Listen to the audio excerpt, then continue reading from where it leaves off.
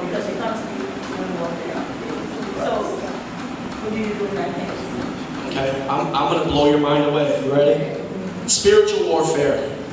Spiritual warfare is an interesting subject for a number of reasons. First of all, spiritual warfare, we have to understand on what basis that we fight spiritual warfare, right?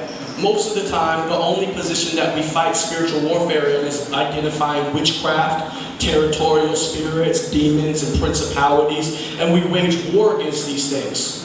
That is extremely important, okay? That is a real part of spiritual warfare, but it should not be the first front in which we fight. The first front that we fight is for truth.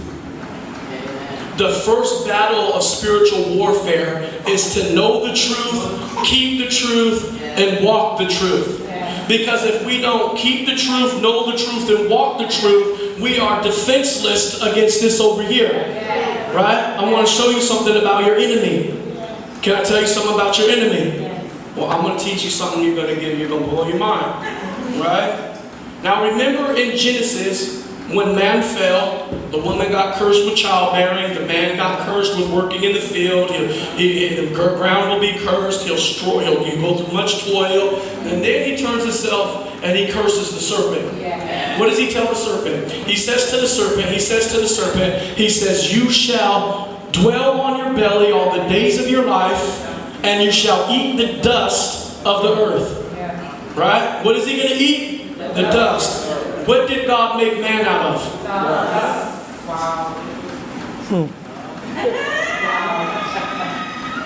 The dust is a type of flesh. So as long as you are in the flesh, you can rebuke the devil all you want to, but the devil still has permission to handle you. Now, when you're under the law, under the law, it commands your flesh to work. So under the law, you can rebuke the devil till you're blue in the face, and he's going to look out there and smile at you.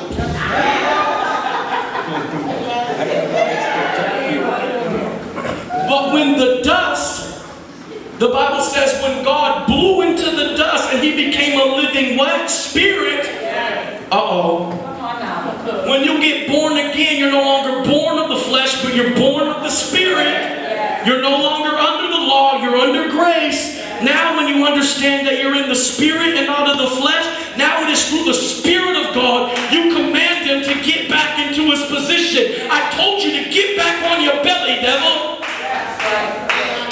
But as long as you're in the flesh, you don't got to do anything that you say. What else about the devil? There's a prophecy that Jesus would crush the head of the serpent and he would bruise his heel. Now it's important because we have to understand where the devil is defeated. The devil's not defeated on the basis of our prayer. It's defeated at the basis of the cross. When Jesus died on the cross, the heel was opened up. What was the heel called? The heel was called the place of what? The skull. What did Jesus say that he would crush? The head. Inside of the head is what? The skull. So when God opened up the ground and the cross was slammed down in the hole, it crushed the head of the serpent. Can I give you some more teaching on spiritual warfare? Jesus said this, unless you see me lifted up like the serpent. Right? I was like, my God, why did you associate yourself with the devil? The devil's the serpent.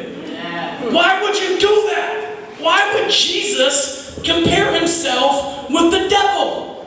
He said, because you got to understand how the serpent was lifted up. It was a stick that had pierced the serpent. And he lifted up the serpent dead on the stick. See, when Jesus raised up, he raised up in victory, sentencing the devil to eternal death. And he said, it isn't until you see the devil defeated can you be healed.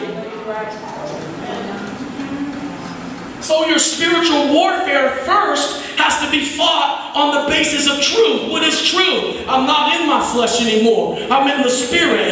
The truth, the devil got to get back on the ground. He don't got a right to me. What is the truth? His head has been crushed by the cross. What is the truth? That Christ before me, who can be against me? What is the truth? No weapon formed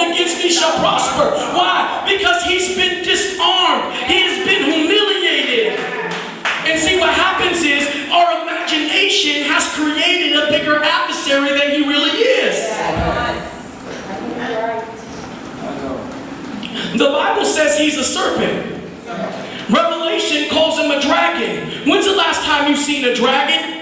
A dragon is an imaginary, fictitious character. And that's exactly what the Bible's trying to tell us. In your imagination, you've created him to be bigger than what he really is. Tonight we were just talking about spiritual warfare. We had teaching problems. That was the topic. And I did emphasize the truth. He said, show me the truth. Make it free. Make you free. Make it free. Yeah. Come back with this. Yeah. And you got to see the devil, instead of seeing the devil as this big monster, you got to see the devil as like a little kid. Right? A little kid, you're like, don't put your finger in the light socket. No! I said don't put the light in the light socket. No!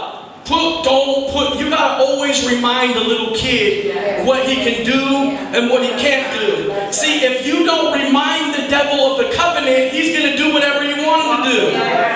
It isn't until you stand up and command him to be in his right place. Right? Does that help? Any other questions? I'll take one more. And then I'll answer some more questions tomorrow night. Anybody have any more?